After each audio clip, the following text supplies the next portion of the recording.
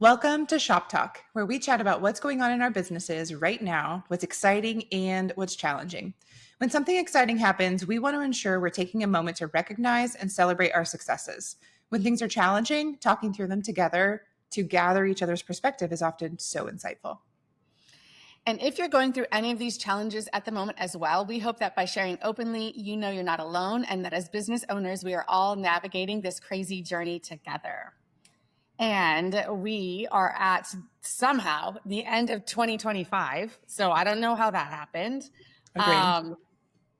Crazy. Like this year literally like flew by. And I know like we say that all the time, but I am like flabbergasted. So much happened this year and like so many really awesome things, but it's almost like, have you ever gone on a trip where like you get home and you're like, that was a great trip. And then you actually start looking through all the photos and you're like, we did a lot. Like, whoa. That's kind of how I feel about this year. I've been like looking through like dashboards and numbers and analytics, and it's like, oh, this year was big. Like we did a lot this year. I'm kind of but I'm having to like sit down and look back to like fully like absorb everything that's happened this year because it went really fast, and also like a lot happened. Yeah. A lot happened personally. A lot happened in business. I feel like it was firing on all fronts. Life feels really fast and busy with my family. I may or may not have gone to Greece. No one really knows for sure. It's really kind of sure. I almost was like, oh, Greece.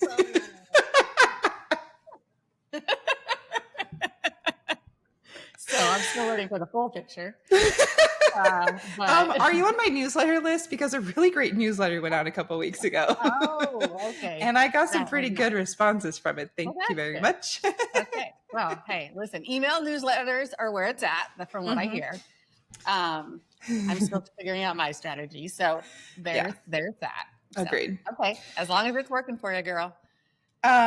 What I'm putting you on the spot now because I did not forewarn you of this question, but if you just like knee-jerk gut reaction, are there some definite like wins that you felt from this year of like, yeah, that went well, I'll do that again, I'll carry that into 26? And also, are there some definite like, that was harder than it needed to be, like I don't want to do that again? Do you have some like immediate kind of things that come to mind? I think the biggest thing that comes to mind for me of this is a win, and it's also the thing that I'm leaning in so hard on going into this next year, spending a lot of like my time in the business, is the effectiveness and the efficiency of using AI to like actually be helpful. So I'm just trying to next level and up level like my understanding and my usage, and it changes so fast, and there's so much to learn and all of that stuff, but there is so much potential. And so I feel like what we saw this year and what I focused on and what I learned and how I am evolving in my knowledge and in my use of it is really great. And there's so much more. It's like, I'm scratching the surface. And I agree. I want to scratch harder. Me too. And like, honestly, when I think about, even some of the decisions I'm making on, I think we touched on this last month, even a little bit, of how I'm starting to plan to take myself out of the day to day, is because I know when I have like the time and the space to like really spend on like getting my mind in there and working on like how I'm writing things, how I'm organizing things, how I'm setting things up so that it can be the most effective, takes time and it takes energy and it takes like real concentration. Yes. And that's very hard to do when your day is scheduled from start to finish just on tasks. And so I know that like I'm the one that's excited about it, but I also see like what it can do and what it has done. And that excites me even more. And so I think that it has been like just the start of it in this past year, and there's so much more to come. So I think I would say that. So yes. Yeah. I need to say something, and then we're going to come right back to AI because I'm also geeking out over AI things. And I know that I'm barely scratching the surface because on the other side of things and building the hive, my CTO and Mm. engineer, the way that they are using AI with building the hive, and we're getting ready to relaunch it, and then new ideas that we're going to do in the future. My mind is exploding. Like, what is possible in the software development coding world? Whoa. But none of that is immediately like, let's apply that to my travel business, right? So it's like, I kind of agree with you. Like, I can see what's possible and like, oh my God, this is why this is changing the world. But also like, what can I do in my travel business? Still feels like baby play. So it's effective and it's helpful, but I do still feel like there's something in the middle that's like, it's not so advanced that it's for like software development, but it is more than what I'm currently doing. But a quick thing on your focus time. I have been feeling this too. And I have been feeling like there's all these things I want to do, and I cannot carve out the time to do it. I think that you do better with time blocking and just like, I need to get this done. So everything else is off the table for this next hour or whatever. And I'm not, my brain just like does not work like that. And so over the last couple of months, I am not saying this because I think anyone else should do it. This is just what's worked for me. I've been getting up at 5 o'clock every like probably 3 days a week. And I work from 5 to 7. And this works because I go to sleep with my children at 9 p.m. Okay. So you're still getting an appropriate I'm still amount. getting a full night's sleep. I have learned about myself that like I'm a night owl and I can stay up late. But if I stay up past like 10, 11 p.m., I can't then go to sleep. Then I'm like up until 1 or 2. And so it's like, we can get real woo here. I think it's related to the Ayurveda, Indian medicine energies, like earth, wind, and fire. Have you heard about these energies before? No, only just the band. That's okay. That so if like this is somebody like go just Google Ayurveda and like Kapha, Vata, Pitta, but the Pitta energy is fire, and surprise, surprise, I'm like 80% fire, and the energy windows of the day for fire are between 10 and 2, and that works for AM and PM. Okay. Yes. And so this, I don't have any scientific data that this is true, but this is what I'm hypothesizing is that my energy window is from 10 to 2. So I'm exhausted and like feeling ready to sleep, but I feel like lethargic almost between like 7 and 9. So if I lay down between like anytime before 9 p.m., I'm asleep for the night. Wow. But if I stay up past 10, I can't sleep until 2. Like it's between 1 and 2, and I'm tossing and turning and I'm annoyed because, you know, all the things, and like I cannot fall asleep. So if I go to bed at 9, I'm awake at 5. Like I'm happily awake. That's crazy. Okay. So I just finally like accepted, like I'm going to bed early, which is really hard for me sometimes because I like want to do other things. But then I'm happily like I'm awake at 5, and I have 2 solid hours before anyone in the house is awake. And so not only am I like having that time in the day that's just for me and I like enjoy that, I'm getting so much work done. And it's not, and I am forbidding client trip task work to be in that space. Yeah. Forbidden. Because that is, as soon as 8 a.m. starts, you know that that's all I'm going to be able to do because the emails are flying and all the Slack messages and everything. So those 2 hours in the morning are for my like focus, set up custom GPTs to help my workflow, revamp Asana, look into like, you know, like my high level, like strategic, creative, like that kind of work. And I've been doing this for probably, I don't know, more than a month, less than 2 months. I don't know. I'm loving like what I'm doing, but I'm loving the productivity because like every other week I'm going to my team and I'm like, look at this new dashboard on Asana I built. Like, when did this happen? And they're like, we can see you're excited, so we're going to be excited. Like they're giving me excited. Exactly. So the focus. So I just let months and months and months go by of like, I really want to look into this AI tool. I really want to revamp my, you know, whatever strategy. I really want to do that, and it just wasn't happening. And so I finally was like, you found the way that works. I found what works for me. Mm-hmm. Exactly. Yeah. I mean, I want those hours. And maybe it is a 9 o'clock bedtime because on my own, I am not a morning person whatsoever. It's one of those things like, when you come home from a trip and you have those couple of days of jet lag where you get up and you're just like the most energy in the world and you're like cleaning your toilets and going grocery shopping as soon as the store opens and like doing everything productive. And you're like, amazing. And then you go back to your regular sleep patterns and you're like, womp womp.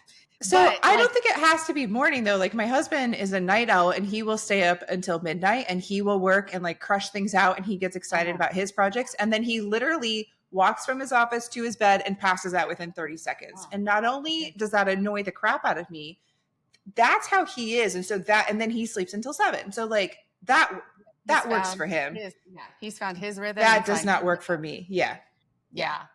So it is about, yes, finding your own rhythm, being mindful, obviously, of whatever stage of life, and how it affects your family and everybody. Yep. That's a whole other, rabbit hole of things. My husband gets all annoyed. Like he'll be like, "Oh, it's our cuddle time on the couch to watch a show together." You're like, but my end of your strategy journal. Right.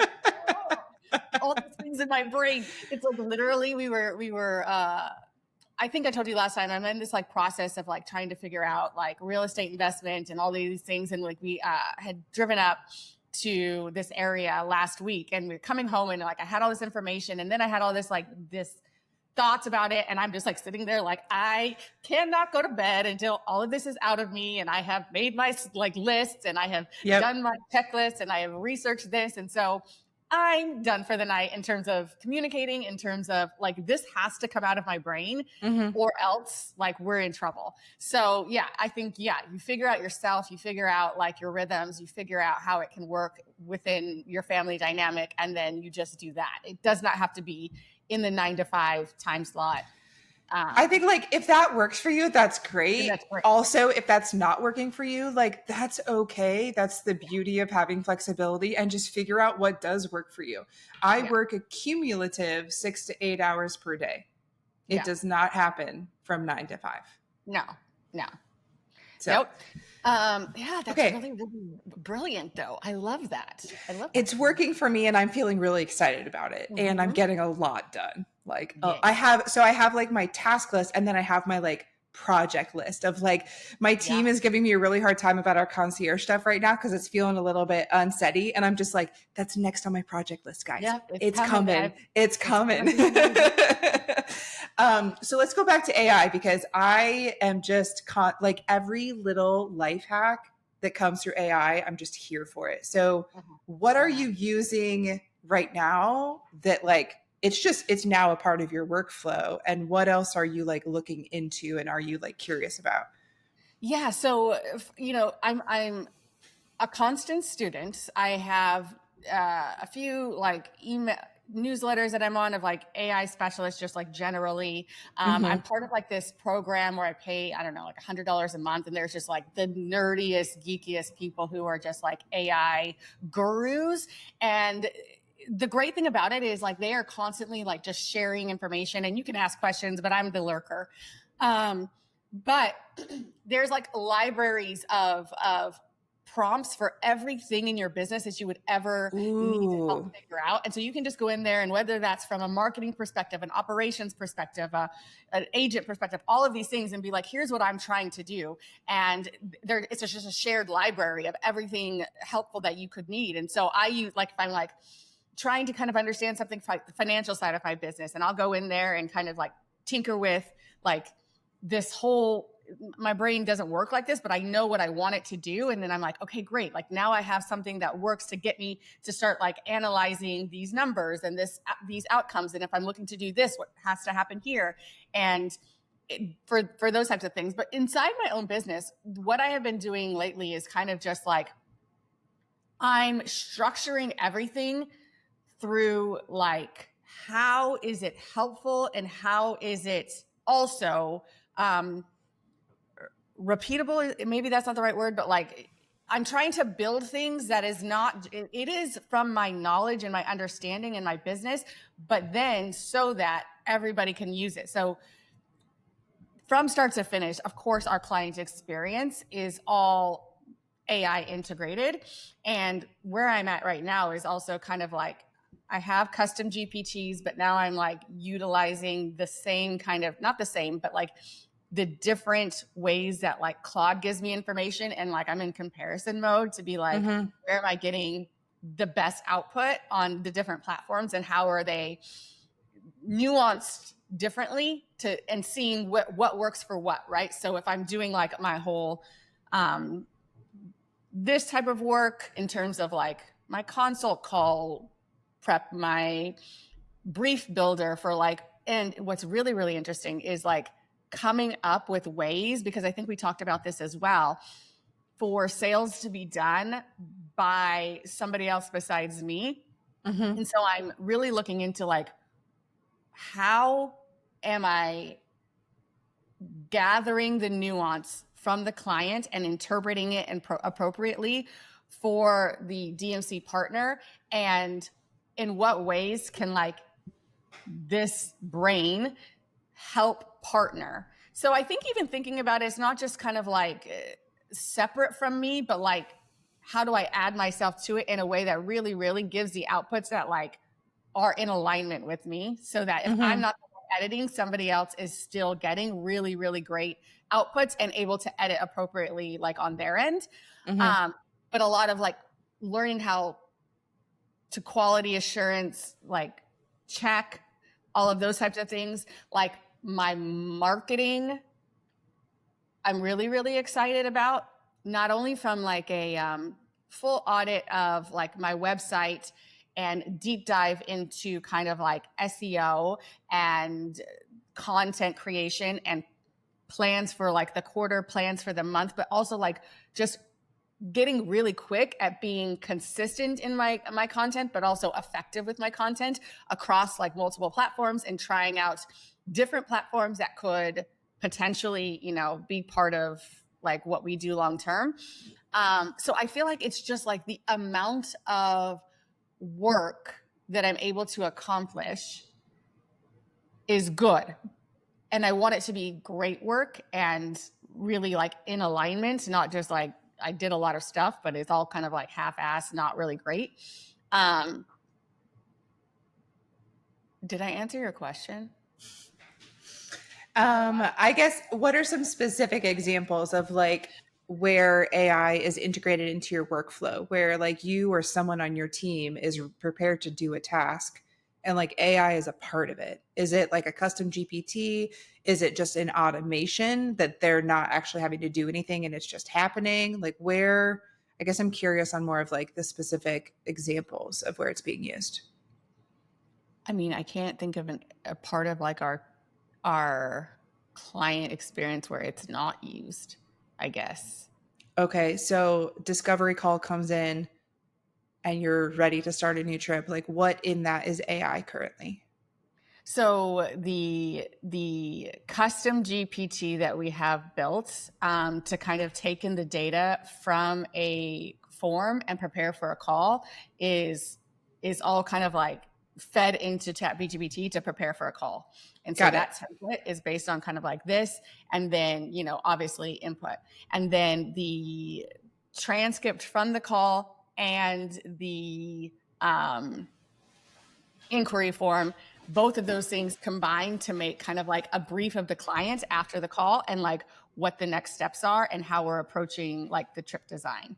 And Okay. then from there, there's a DMC kind of like request outline that takes all of this information, the trip brief or the client brief, all of the information and what we want a DMC to know and what we want from them, and all of the information that they need to kind of like share with us, is all part of like the next part of the workflow. Mm-hmm. And then there's like the proposal phase of like how we're researching different parts of the trip, and what kind of like custom GPT is built for like how we design the trip, is all kind of run through that. And it all, you know, changes based on kind of like what supplier we're using and what kind of trip it is, but that type of kind of part of the process. And then, of course, all of our concierge work in terms of like how we research restaurants and provide like day-to-day things and give links and maps and all of that kind of stuff is part of the workflow that goes through AI when in like the concierge phase. And And then the quality assurance checklist that AI helps us make sure we're not like missing anything. And yeah, so I think it's just kind of like Okay. looking at each part of the trip and then Yeah. assessing how. So I have a lot of what you just shared. I think where I have not felt that AI is doing what I want it to do is the research part. So for example, like the concierge part of the workflow, I haven't found that AI is giving me good research results of like um looking for restaurants, looking for parks for kids, looking for just like things to do in your free time. Like I always feel like, and maybe my prompt is garbage, but whenever I ask it this type of question, I always feel like 10% of the information I get back is like, oh, that's one park that's okay, I'll take that one. And the rest of this is like either not up to standard, even though I provided standards that we're looking like. It hasn't, I haven't yet felt successful with it being a research partner for very specific outputs, if that makes sense. Mm-hmm. Um, the latest, Chat GPT is far better than like the previous version, the one that just came out a couple weeks ago. That's for sure. But I think the reverse engineering in terms of, like, say for instance, when you are researching restaurant reservations before AI existed, and you Mm-hmm. walked through, hey, here's my process, here's where I look, why I look, what I consider, why I Yeah. consider it, what gets thrown out, what gets thrown in, Yep. all of those things. When you're doing all of that work and then reverse engineering that to kind of explain, this is it, this is my process, this is why I do it, this is how I do it, and these are the results, and why this is a good result, this is a bad result, blah, blah, blah, blah, blah, blah, blah, all the way down, figuring out how to create that instruction Yeah. is kind of like the hardest part of it. So sometimes I ask ChatGPT how to write the prompt. Yeah. Like Yeah. sometimes I'll say like, this is what I want to do. This is an example of it, like a good example of a successful attempt, whatever. And then I'll say like, write the prompt. And so sometimes that's really helpful to see how they would write the prompt, because it's more robotic than I would do it, but I'm still massaging. I would say that this is the one part of my process that I'm not like, oh, go to ChatGPT and get 10 restaurant recs. I'm not Right. using it in that way. It's not feeling now. Is the newest chat that you're talking about 5.1? Yeah. Okay. So I mean, like from a research perspective, like I can't say that chat doesn't support me in like research, because it does. Over the weekend, I was literally like, what are the key differences between Asana and ClickUp? Like, how do people decide which to use? Like, I still consider that kind of a research partner. Or I'll say like, what are the three, top options I could consider for XYZ, like a social media manager or, whatever, like a software, I mean, not a human. And it'll kind of like, I feel like it'll like get me started. But then I kind of take it on my own from there. I do have a lot of custom GPTs in other parts of the workflow, like you were describing, though. Mm-hmm, mm-hmm. Yeah. And I think that at the end of the day, still not like we are the human element and the kind of like the voice of reason for the end product that like we're delivering to our clients, right? So getting it to a point where like it takes away us going to every, like, oh, well, let me go on Eater and let me go on this blog and let me go on this blog, and it understands where you would go, why you would go there, and what you would kind of look at to come up with the things. And then it at least gives you like all of that saved time to get to like the end of you looking through and be like, yes, yes, no, no. Yeah. It's still a time saver. Mm-hmm. And then I think it is just going to get better, the better it gets, but also like the better you get like, at prompting and yeah. So in terms of sharing who I am, the first thing that I did was I spent a ton of time creating very detailed documents about brand guidelines and client avatars. Yeah. And like going deeper than I've ever done before, but going deeper was supported by ChatGPT. So I pretty much just like walked around my neighborhood for 2 weeks, just like brain dumping Yeah. um, everything about clients and what their pain points are and why they reach out and why they don't, and not describing hypotheticals, like literally describing a human whose name is Megan, right? Yeah. Yeah. And then, but telling ChatGPT why I'm doing this. Like I'm sharing all of this with you so that I can outline like 3 distinct client avatars of 3 distinct types of clients that I work with. And so now I have a very detailed document of a name for each of these, like a description kind of name for each of these avatars, their pain points, what they're looking for, how to communicate with them. And so I'm also using it for email sometime of like, I am really bad at like, what's the word? Like being really forward to like ask for referrals or ask, Yeah. like when someone comes home from a trip, basically, Mhm. there's so many advisors who are like, I ask for a referral in every single email. And I was like, I've never asked for a referral in my life.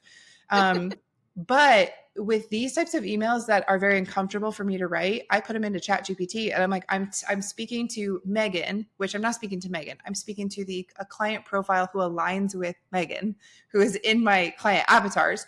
And here's their email. I want to respond back, thank them for X, Y, and Z in their welcome home email, and then have one line about like asking for referrals or, future business.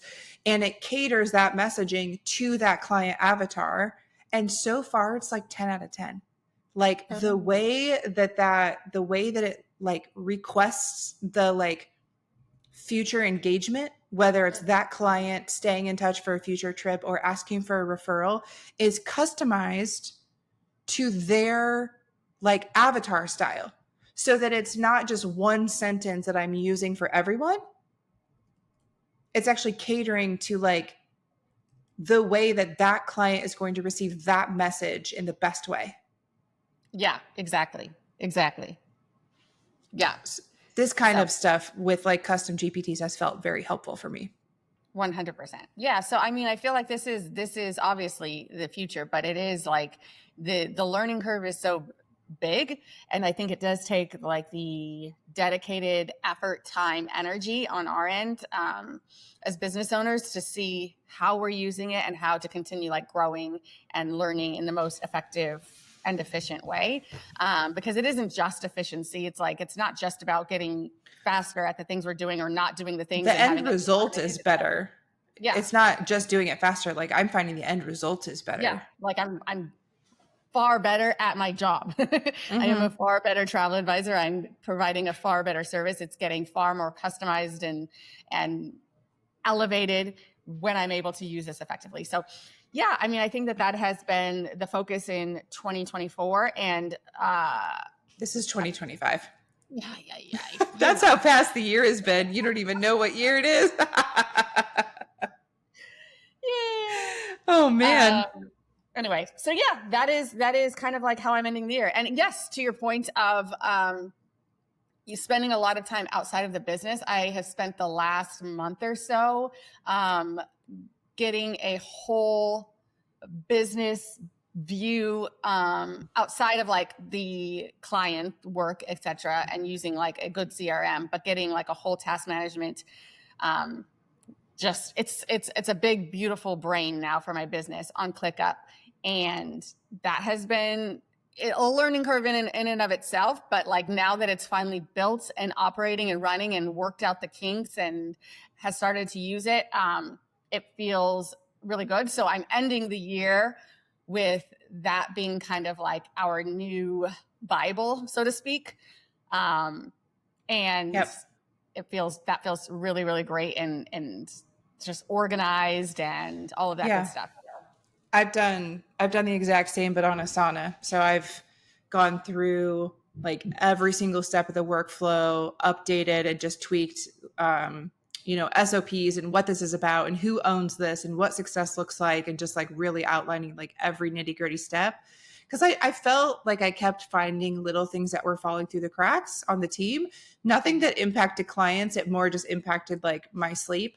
Um, and I was like, this is my fault. Like, if this is falling through the cracks, then there is somewhere along the way that I either don't have the process set up to catch this, or I haven't defined or explained this in a way that is clear to everyone. So I've like really gone through to kind of like tighten everything up.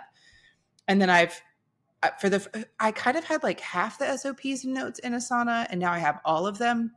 So there's no longer anything in Asana, like any task that you click on, it has instructions and tutorials linked right in there so that everything is right where you need when you need it.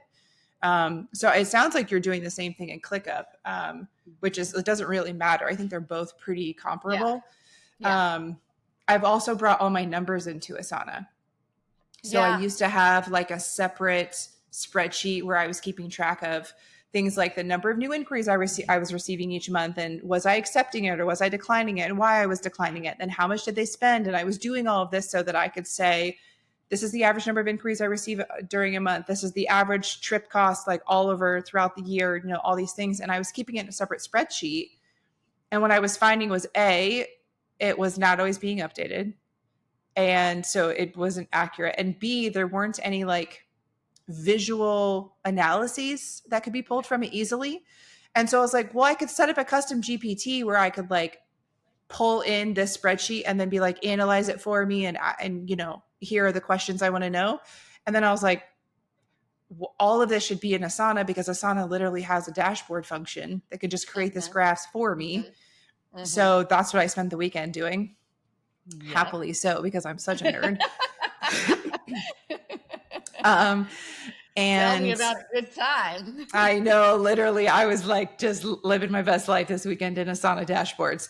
But now it's all updated. And the good thing is that like the previous dashboards I created in a spreadsheet, like they had to be like customized and updated each year. So it wouldn't just transfer from 25 to 26 seamlessly. It had to be like, now all the formulas need to be updated. Well, in Asana, it does it automatically. It just makes a graph out of whatever you tell it to do. Right. So it's way, way easier. And I just added a whole bunch of automations and just like, hey team, you keep forgetting to do this thing. I just automated it now. You don't have to remember to do it anymore. Just little things like this. And it feels so beautiful and so organized. And I guess the whole purpose of all of this is so I've seen how productive and effective I've been in just spending like a couple hours a few times a week in like focus mode and in like CEO mode. And a lot of stuff has been accomplished. And so like, what if I'm in that mode a few times a week, every single week of the year? Exactly. Like, and the only way I can do that is if Asana is so tight and my team has everything that they need, SOPs, tasks, tutorials, like literally everything. And so they know exactly. And then I'm creating custom GPTs for them, being like, hey, for this task, here's your custom GPT. So I'm giving all the rules and the guidance to ChatGPT so that they can just then use the tool, instead of them feeling like they have to get into my brain and constantly wonder all day, every day, what would Whitney do? And it's like, that's how I've been operating the last 5 years. And it's been like 60% successful, trying to teach my team how to imagine or decide based on what I would do. And it's not effective. Yeah. Have you had a similar experience? I mean, I think that it's been a little bit more effective, but I think that, like, to your point, the whole idea of creating a way to have this extension of our brains almost and work through how this like essentially third party AI is like, it's the me, it's the you, and that is a better outcome than either one of us by ourselves, right? Because I think that what you see is when you prompt and use AI without context, it's very generic, it's stupid. It's it doesn't work. Average of whatever in the world exists. That's not helpful. You have to have you in it, and you have to have a strong like guardrails and opinions and whatever, so that it takes what you are doing and elevates it with the knowledge and ability of a freaking brilliant computer. And that is like so much better. But like without you, it's going to be generic. It's going to be unhelpful. And so it really is like, it's a step up. It's better than me if I'm doing it right. And again, yes, I don't have to actually be there because I've now created the thing to think and act a Yeah. certain way. Mm-hmm. Well, on my list of projects is also like this AI thing that I signed up for, of like a whole bunch of AI tools for like small business owners. And it's literally been on my list for 4 months. I'll get to it eventually. But if I discover anything new in there, I'll let you know. Yes. Please, please, please share. One, Yeah, go ahead. one thing that I'm doing that I'm setting up right now that you didn't mention is I'm taking my discovery call transcripts and putting it through a custom GPT to generate like marketing stuff, like a LinkedIn Mm, post or an Instagram post or a newsletter like story, because so much cool stuff happens when I'm talking with clients about where they want to go and why they want to do what they do, and like translating that to try to establish expertise and like why trip planning looks different with you as a travel advisor versus a client doing it on their own. I have not been able to either, like, it's not about that I can't translate the message. It's more about not being able to take the time to, like, for 20 minutes walk around in my phone retelling a story about a conversation that I literally just hung up with to try to get it to my marketing person to then turn it into a story to then get it in social media. Instead, I'm just saying, like, hey, Claude, here's what I want to pull from this, and here's how I want to craft it, and the end product should look like this. And I just put in a discovery call transcript. And then sometimes what it gives me is like, that discovery call wasn't the most interesting, like, on to the next one. And sometimes what it pulls out is like, post that to Instagram yesterday. Like, that is so good. yeah. I love it. I love it. Gosh. So much, and so much to come. So this is just the beginning of the conversation. I'm sure we'll continue sharing and as you figure out more iterating. tools and more things, definitely let me know, because I geek out over all these things. Yeah, for sure. So what about like numbers though? What are you like in terms of I know we're not quite to year end, but like we're close enough that I'm sure you've got some ideas.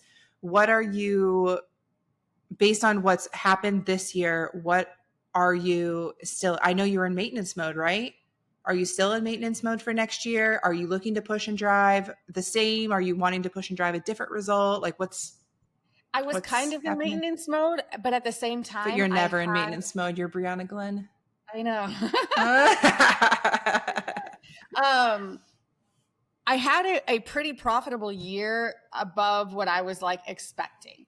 And as does happen a lot of the time, there's the, what's the word, where it's like, here's the baseline and above this much, below this much, like all of that has to kind of be considered, right? Because we just, there's too much out of our control and nuance within like this industry.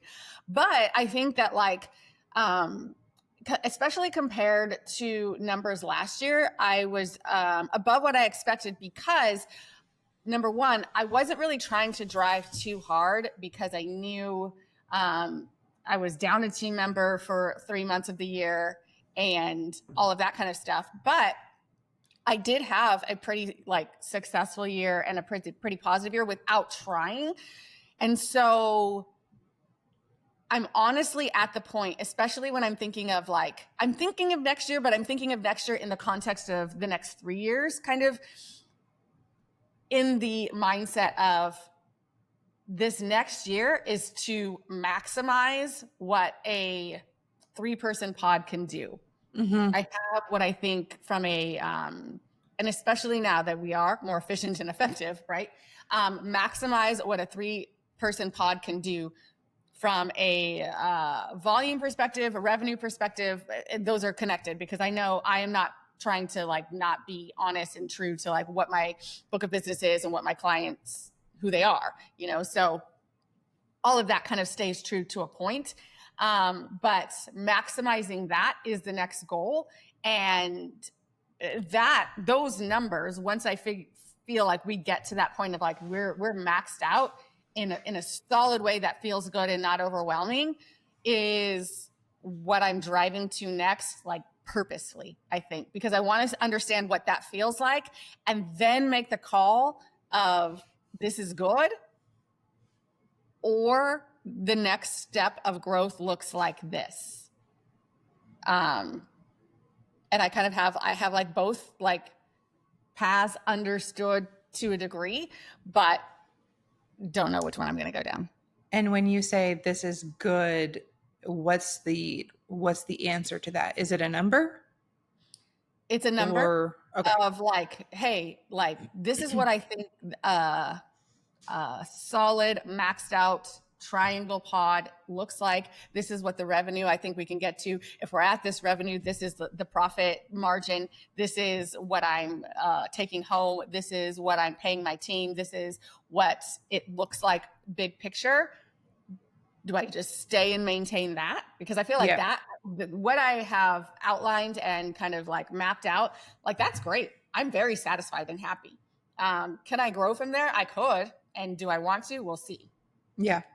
Because growth would mean It would mean another team pod. expansion, right? It would mean team expansion. And Yeah. that's a whole other thing because like you expand and you pay for that expansion. Yep. And at what point is, where's the cost? What for are you gaining from that expansion, and is it worth all the work of the expansion? Yeah.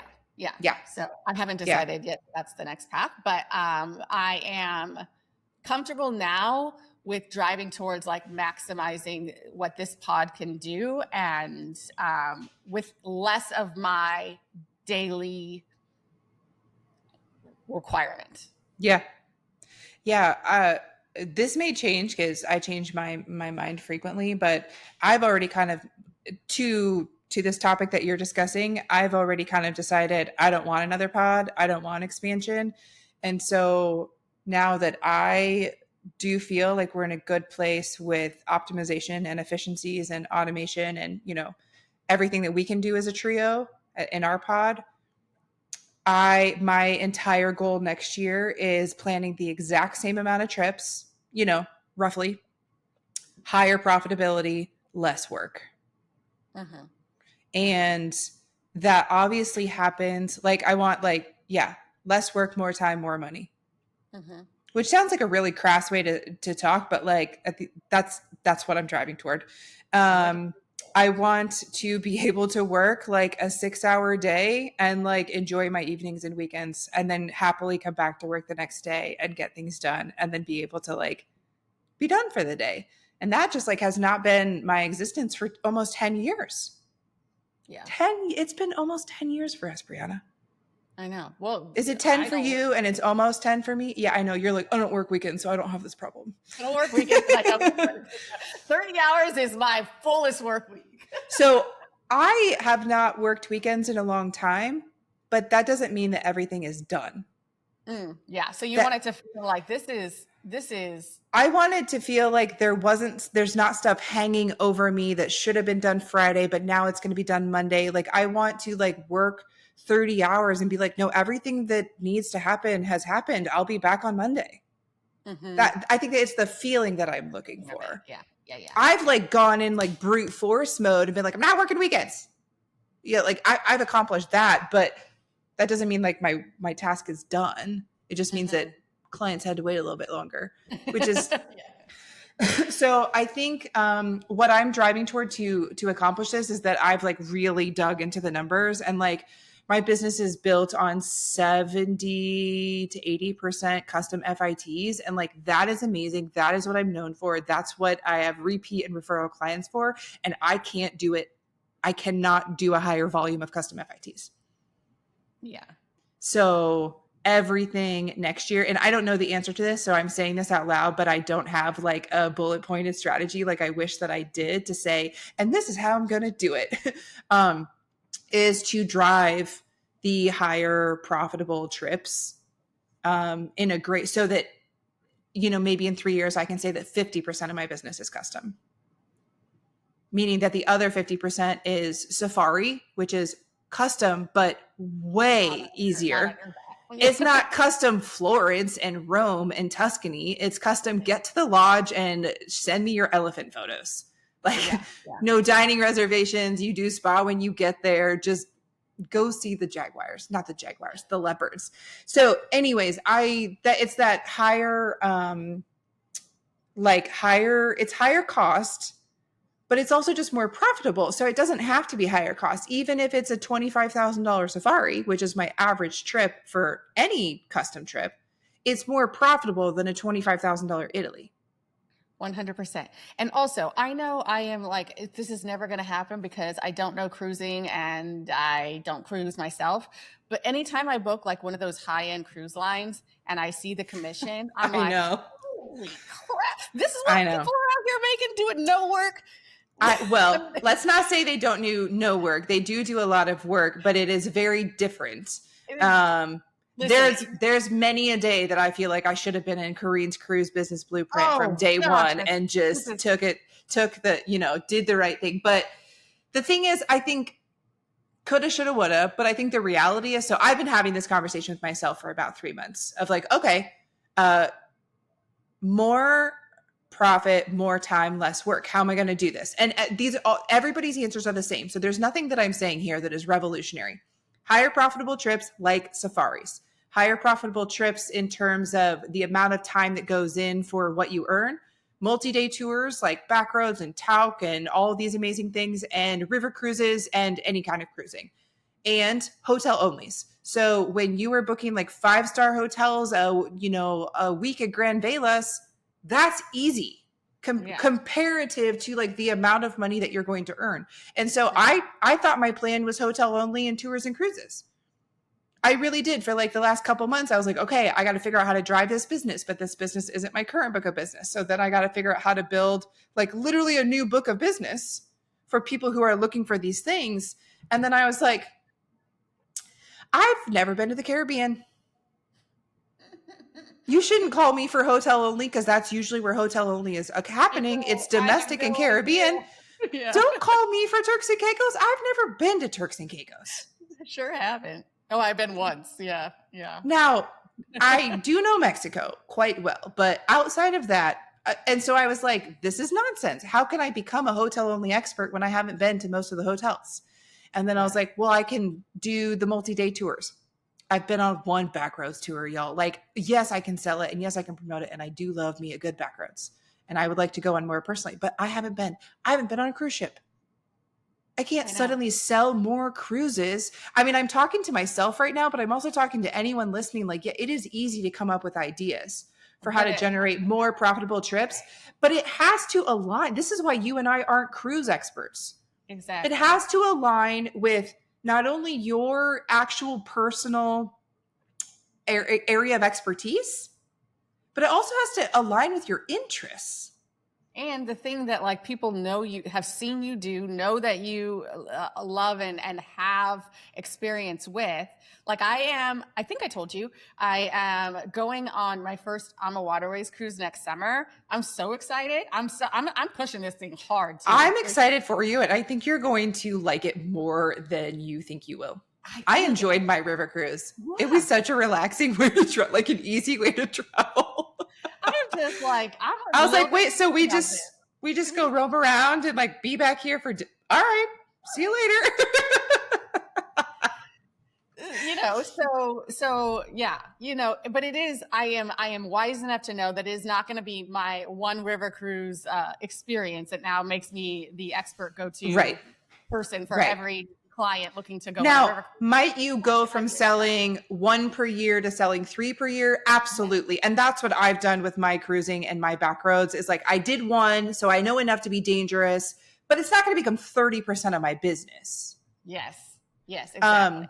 I think what I realized is I was like, oh, let's just go with a hotel only example of like, okay, I want to book a bunch of hotel onlys. Okay, cool. Now I got to go find like my current clientele are not booking a bunch of hotel onlys. So I got to go find people who want that. Well, I can find people who want that, but then I have to establish myself as the expert for that. So I better go see these hotels.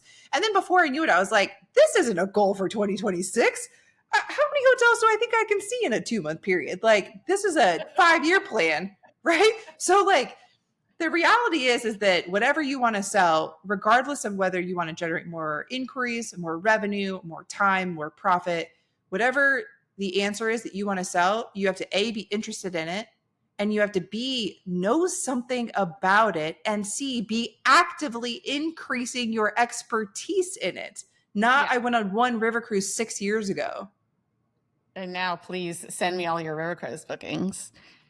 So this is where I landed on with safaris because safaris does tick this box. My current book of business is interested in safaris. I know a lot about safaris. I'm actively interested in safaris. I've been on multiple safaris and have my next one already planned. Like this actually ticks all the boxes, whereas hotels and cruises and tours, we're not ticking any of the boxes. Right. So this is where my focus is for next year.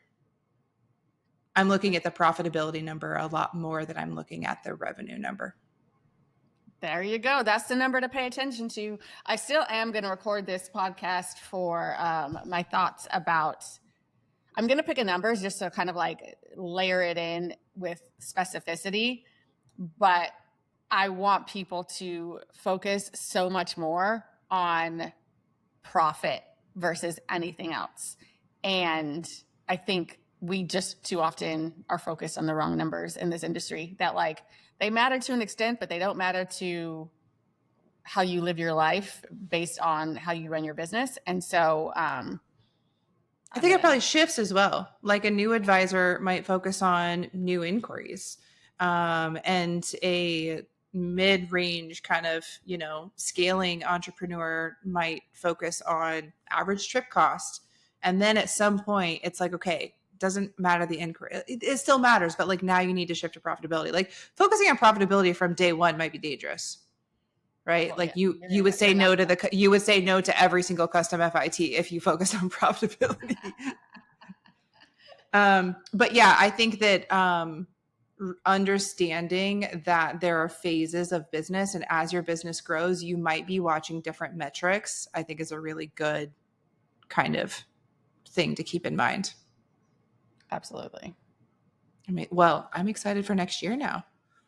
I'm excited too. I hope everybody listening is winding down mentally at the end of the year, just to kind of give your brain and your everything a little bit of a break before January is upon us and we're ramping up and we're doing all the things. But take time to analyze what's happened, celebrate your wins for sure, but be clear on what has happened and what you want to happen, and create a plan to make that a reality, because a goal without a plan is just a dream. I've really missed you and your little sayings. I just realized that it's been a while, but there we got one. There we go. There we go. Happy holidays, and see Yes, you next month and next year. all right. Sounds good.